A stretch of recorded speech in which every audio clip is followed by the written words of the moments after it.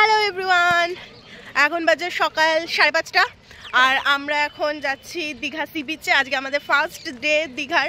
সকালবেলা উঠে একদম নো মেকআপ লুকে আমরা এখন সমুদ্র দেখতে যাচ্ছি। একটু পা ভিজাবো, একটু বালি খেলবো। কালকে রাতেও খেলেছি। হ্যাঁ, কালকে রাতেও খেলে যাবো। এখন হ্যাঁ, ভিডিওটা অন্ধকারে নিতে পারিনি তো। বাবা কত উঁচু নিচু রে। তো এখন যাবো। সমুদ্রের ধারটা 3 বেলায় 3 রকম রূপ ধারণ করে। সকালবেলাটা বেশ জমজমাট ছিল, দুপুরবেলাটা আবার অন্যরকম, আর রাতের আমেজটা তো আলাদাই। সকালবেলায় সমুদ্রের জলটা যখন প্রথম পায়ে লাগলো মনে হলো কতগুলো বরফ গোলানো জল যেন কেউ পায়ে ঢেলে দিয়েছে। তারপরেও ওই মুহূর্তটা এনজয় করতে এতটাই এক্সাইটেড ছিলাম যে ওই ঠান্ডাটা আর ফিল করতেই পারছিলাম না। বিচের ধারে মানুষ ছাড়াও অনেক ঘোরা ঘুরে বেড়াচ্ছিল, আর ওরাই জলের মধ্যে ঘোরাঘুরি করছিল বলে আমার ভীষণ কিউরিয়াসিটি হচ্ছিল এটা জানার জন্য যে ঘোড়াদের কি ঠান্ডা লাগে না।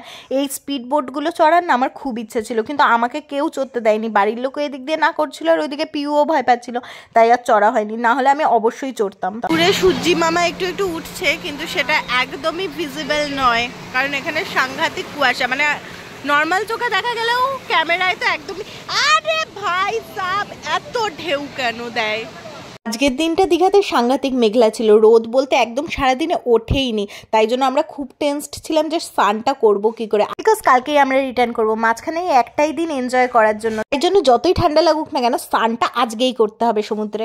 কালকে রাতে দোকানে যে কাজুগুলো দেখেছিলাম ওইগুলো খুব টেস্টি ছিল, কিন্তু এই লোকটার কাজুগুলো না একদম ভালো ছিল না, কেমন সল্টি আর পচা পচা মনে হচ্ছিল, তাই জন্য কিনিনি ওইখান থেকে। আর আমি এই কাঠের থালাগুলো দেখছিলাম কারণ আমার ভ্লগে আমি খাবার যখন সার্ভ করি এগুলোতে সার্ভ করলে দেখতে বেশ সুন্দর লাগবে।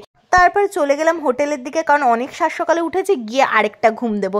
এই যে ঘুমিয়ে আরেকবার উঠে গেছি অন্য আরেকটা ড্রেস পরে, কারণ ড্রেসগুলো যখন এনেছি সব কটা ইউটিলাইজ তো করবো বস।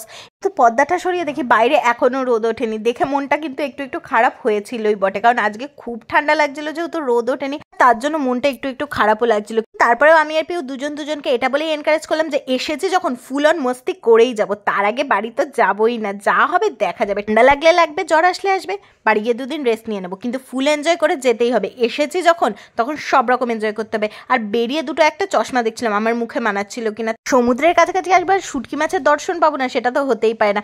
আমি পার্সোনালি শুটকি মাছ খাই না, কিন্তু আমার বাড়িতে এমন অনেকে আছে যারা শুটকি মাছ খেতে ভালোবাসে। তাহলে ব্রেকফাস্ট করতে বেরিয়ে পেটাই পরোটা দেখে আমি তো নিজেকে আর কন্ট্রোল করতে পারলাম না, কারণ পেটাই পরোটা খেতে কিন্তু আমি বেজায় ভালোবাসি, তাই জন্য হাম করে পরোটাটা খেয়ে নিলাম। পরোটাটা খেয়ে রুমে গিয়ে একটু রেস্ট নিয়ে তারপরে আবার বেরিয়ে গেছিলাম স্নান করতে। এই টাইমটাই কিন্তু আমি আর পিউ সেম ড্রেস পরেছিলাম। নেক্সট ব্লগটা দেখার জন্য সাবস্ক্রাইবটা করে যেও।